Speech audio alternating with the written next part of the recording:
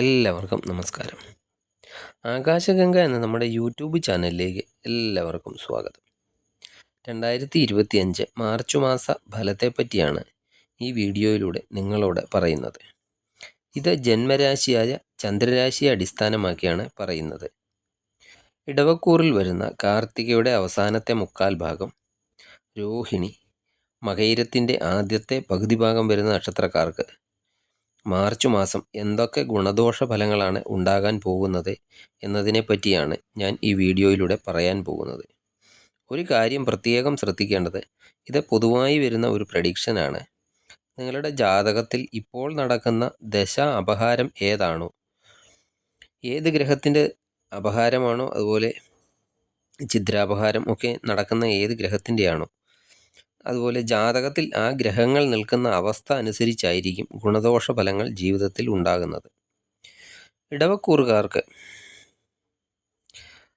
March മാസത്തിൽ ആരോഗ്യപരമായി വലിയ പ്രശ്നങ്ങളൊന്നും ഉണ്ടാകാൻ സാധ്യതയില്ല. ഊർജ്ജസ്വലതയോടെയും ഉന്മേഷത്തോടും കൂടിയൊക്കെ പ്രവർത്തിക്കാൻ മാർച്ച് മാസത്തിൽ നിങ്ങൾക്ക് കഴിയുന്നതാണ്. വിദ്യാർത്ഥികൾക്കാണെങ്കിൽ മനസ്സൊക്കെ ഇടയ്ക്കിടയ്ക്ക് വ്യതിചലിച്ചു കൊണ്ടിരിക്കുന്നതാണ്. മനസ്സ് വേറെ ചിന്തയിലേക്കും മറ്റും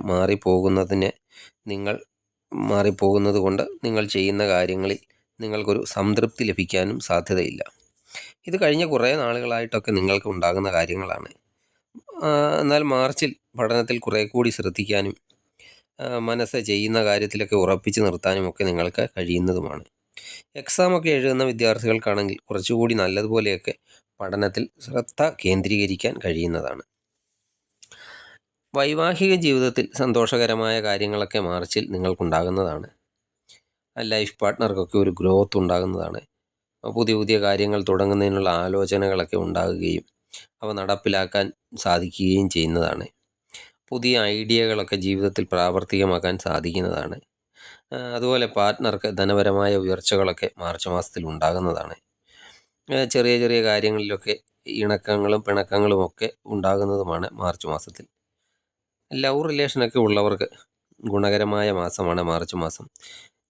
പരസ്പരം എന്തെങ്കിലും പ്രശ്നങ്ങളൊക്കെ നേരത്തെ ഉള്ളവരാണെങ്കിൽ ആ പ്രശ്നങ്ങളൊക്കെ പറഞ്ഞു തീർത്ത് അതിനൊക്കെ ഒരു പരിഹാരം ഉണ്ടാക്കാൻ കഴിയുന്നതാണ്. അതുപോലെ നിങ്ങൾക്ക് പരസ്പരം മനസ്സിലാക്കാനും സാധിക്കുന്നതാണ് മാർച്ച് മാസത്തിൽ. ഇടവക്കൂറുകാർക്ക് ഭാഗ്യം ലഭിക്കുന്ന മാസം കൂടിയാണ് മാർച്ച് മാസം. എക്സ്ട്രാ ഒരു വരുമാനത്തെപ്പറ്റി ചിന്തിക്കുകയും അത് നടപ്പിലാക്കാനൊക്കെ സാധിക്കുന്നതുമാണ്. അതായത് റെഗുലറായിട്ടൊക്കെ ലഭിക്കുന്ന വരുമാനം കൂടാതെ എക്സ്ട്രാ എന്തെങ്കിലും ഒരു പുതിയ വരുമാനമൊക്കെ കൂടി നിങ്ങൾക്ക് ഈ മാസം ലഭിക്കുന്നതാണ്. ഓവറായിട്ടുള്ള ഉത്കണ്ഠകളൊക്കെ ഈ മാസം ഒഴിവാക്കേണ്ടതാണ്. മാസാവസാനമൊക്കെ ആകുമ്പോഴേക്കും വരുമാനമൊക്കെ വർദ്ധിക്കുന്നതും ജോലിയിലൊക്കെ അനുകൂലമായ മാറ്റങ്ങളൊക്കെ മാസാവസാനത്തോടെ ഉണ്ടാകുന്നതുമാണ്. എന്നാൽ ഈഗോ പൂർണ്ണമായും ഈ മാസം ഒഴിവാക്കേണ്ടതാണ്.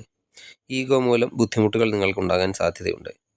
അതുപോലെ രാഷ്ട്രീയ പ്രവർത്തനങ്ങളിൽ നിന്നൊക്കെ ഈ മാസം അല്പം മാറി നിൽക്കുന്നതും വളരെയധികം ഗുണകരമാണ്. ബിസിനസ്സുകാർക്കും കൂടുതൽ ഗുണകരമായ ഒരു മാസം തന്നെയാണ്. പുതിയ പുതിയ ക്ലയൻറ്റിനെയൊക്കെ ലഭിക്കുന്നതും ബിസിനസ്സിലൊക്കെ ഉയർച്ച ഉണ്ടാകുന്നതുമാണ്. കൂടുതൽ ഗുണങ്ങളൊക്കെ ലഭിക്കുന്നതിനായി മഹാലക്ഷ്മി സ്തോത്രം ദിവസവും ജപിക്കുന്നതും വെള്ളിയാഴ്ചകളിൽ ദേവി ക്ഷേത്ര ദർശനമൊക്കെ നടത്തി കഴിയുന്ന വഴിപാടുകളൊക്കെ നടത്തുകയും ചെയ്യുക. അതുപോലെ ശനിയാഴ്ചകളിൽ ക്ഷേത്ര ദർശനം നടത്തി ശനീശ്വരന് നീരാഞ്ജനം വഴിപാടൊക്കെ നടത്തുക. നിങ്ങൾക്ക് എല്ലാവിധ ഐശ്വര്യങ്ങളും മാർച്ചിലുണ്ടാകട്ടെ എന്ന് പ്രാർത്ഥിച്ചുകൊണ്ട് നിർത്തുന്നു. നമസ്കാരം.